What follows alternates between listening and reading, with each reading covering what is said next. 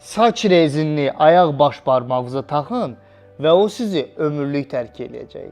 Bunun üçün bax belə bir rezin götürsüz və ayaq baş barmağınıza bu qayda ilə 2 dəfə qatladıqdan sonra digər hissəsini daban tərəfdən bax belə bağlayırsınız və 2 dəqiqə ərzində bu qayda ilə saxlamağınız gərəkdir. 2 dəqiqədən çox olmaz. Və ya belə bir stəkan götürürsüz, 2 ayağınızın arasında qoyursunuz və 2 baş barmağınızın arasına bax belə saç rezini qoyub barmaqlarınızı əks tərəfə doğru aparırsınız.